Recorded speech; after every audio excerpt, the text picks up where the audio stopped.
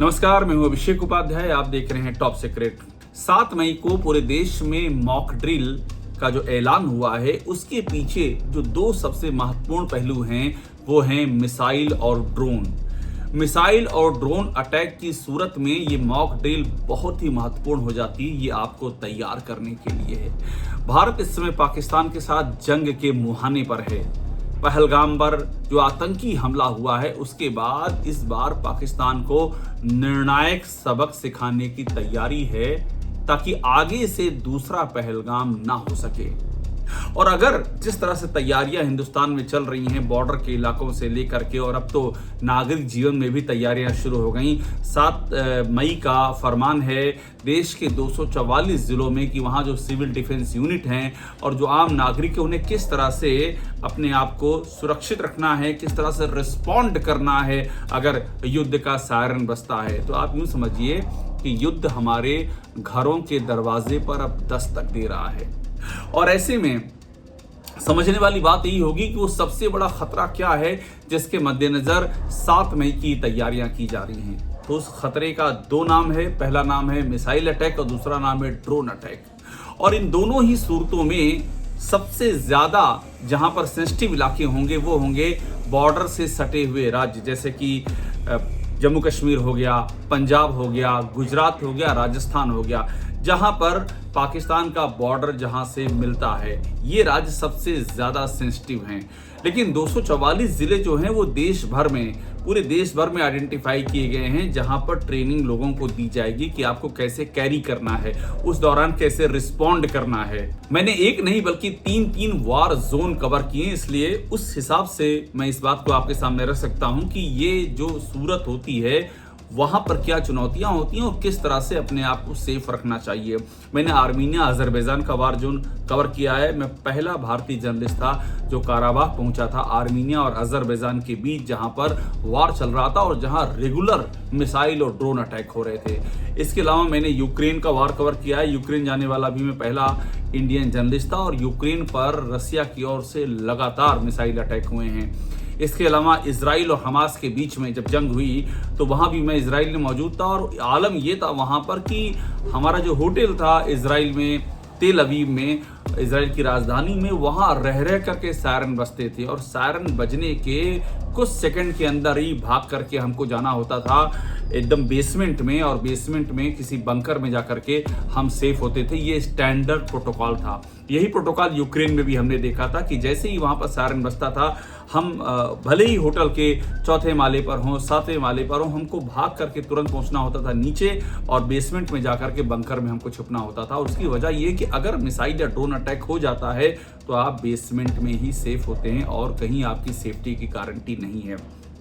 हमने ये इजराइल में भी देखा था कि इजराइल का जो बॉर्डर है जहां से गाजा की सीमा शुरू होती है, वहां भी हमने देखा था कि बाकायदा किस तरह से हमास की ओर से गाजा के उस साइड से मिसाइलें पर लगातार इजराइल पर मिसाइलें फेंकी जाती थीं, और हमास की ओर से ही नहीं बल्कि लेबनान की ओर से भी इजराइल पर, खासतौर पर उत्तरी इजराइल पर एक के बाद दूसरी मिसाइलें दागी जाती थीं। और ऐसे में वहां भी स्टैंडर्ड प्रोटोकॉल होता था कि जैसे ही सायरन बजे, आप जहां भी हों, गाड़ी पे चल रहे हो तो गाड़ी खड़े किनारे तुरंत लगाइए, गाड़ी से उतरिए और तेजी से भागिए। इजराइल में तो स्थिति यह है कि बाकायदा शेल्टर बने हुए हैं सार्वजनिक जगहों पर। बस स्टैंड जो है वहां भी शेल्टर हैं, वहां पर जो पार्क हैं पार्क में भी शेल्टर हैं, जो दुकानें सुपरमार्केट है उनके नीचे भी शेल्टर हैं। या शेल्टर यानी कि एक शरण लेने की जगह, बंकर हर जगह बने हुए हैं। यूक्रेन में तो ये हो गया था कि जितनी भी मेट्रो हैं यूक्रेन में, सारी मेट्रो जो है वो बंकर बन गई थी। यानी कि लगातार इजराइल की ओर से अटैक हो रहे थे तो यूक्रेन के कीव और खार्किव जैसे शहरों में, मेरा आंखों देखा हुआ है, लोग तुरंत भाग रहे थे मेट्रो के, अंडरग्राउंड मेट्रो में, क्योंकि वही उनके लिए सुरक्षित रहने की जगह थी।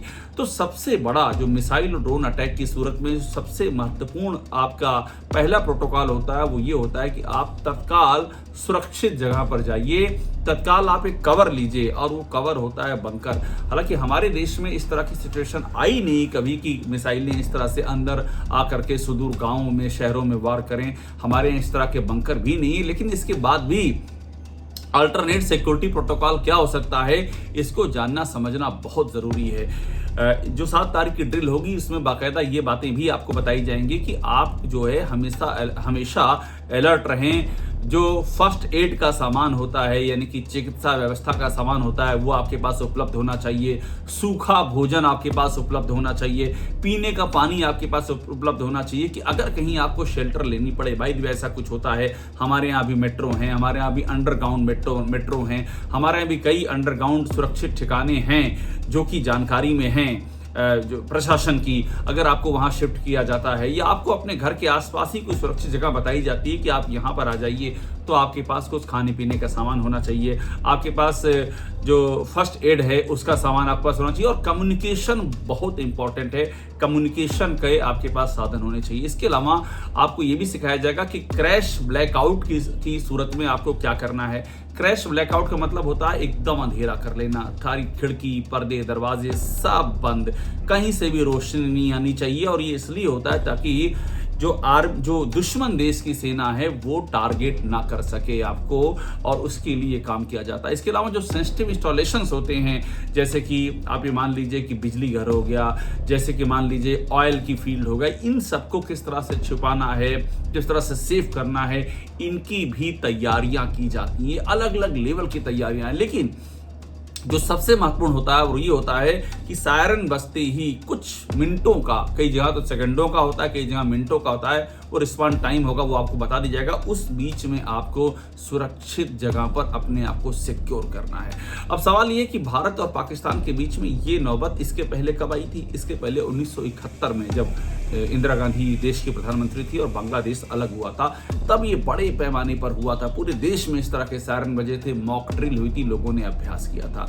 वही सिचुएशन एक बार फिर से आ गई। इसका मतलब ये खतरा है, और खतरा इसलिए भी क्योंकि पाकिस्तान एक रोग स्टेट है। रोग स्टेट का मतलब आप यूं समझ लीजिए एक ऐसा स्टेट जिसकी कोई जिम्मेदारी नहीं है, जहां पर उग्रवादी तत्व, आतंकवादी तत्व ये सत्ता पर सीधी पहुंच रखते हैं, पकड़ रखते हैं, तो उसका कोई भरोसा नहीं है कि उसकी जो मिसाइलें हैं, गौरी है, शाहीन है, अब्दाली, वो इसका क्या इस्तेमाल करे। हालांकि इतना मैं आपको बता दूं कि जो मिलिट्री पावर है उसमें भारत के आगे पाकिस्तान कहीं नहीं ठहरता, और मुझे लगता नहीं कि वो नौबत आएगी कि उनकी मिसाइलें हमारे देश के अंदर घुस भी पावें। लेकिन इमरजेंसी के लिए तो तैयारी रखनी ही पड़ेगी, और ऐसे में 7 मई बहुत ही महत्वपूर्ण है। सारी सिक्योरिटी ड्रिल को बहुत ही ज्यादा गंभीरता से लेने की जरूरत है। ये हर वार जोन में होता है, 3 वार जोन में तो मैं देख करके आया हूं, और एक कॉन्फ्लिक्ट जोन सीरिया भी मैंने कवर किया है। सीरिया में भी मैंने देखा कि जैसे ही कोई सायरन बजता है, ये खतरा आता है, लोग सुरक्षित ठिकानों पर भागते हैं, अपने आप को सेव करते हैं। तो वो जो रिस्पॉन्स टाइम होता है वो बहुत महत्वपूर्ण होता है। इस रिस्पॉन्स टाइम का जरूर ध्यान रखें, और जो भी प्रोटोकॉल हो वो प्रोटोकॉल आपको पहले ही इन्फॉर्म किया जाएगा। उस प्रोटोकॉल का पूरा फॉलो करें, और जहन में ये जरूर रखें। देखिए, सबसे महत्वपूर्ण होता है दिमाग। आपके दिमाग में होना चाहिए कि इस मौके पर ये इमरजेंसी टाइम है, हमको कैसे अपने को और अपने साथियों को, अपने साथ वालों को सिक्योर कैसे रखना है। आप जितना अपने जहन में ये बात लाएंगे उतना ही आप मजबूत बनेंगे, और इस सिचुएशन को बहुत ही आसानी से हैंडल कर पाएंगे। टॉप सीक्रेट को देखते रहिए, लाइक कीजिए, सब्सक्राइब कीजिए। आपको इस पूरे सिचुएशन से जुड़ी सारी महत्वपूर्ण खबरें और अपडेट्स यहां पर मिलती रहेंगी।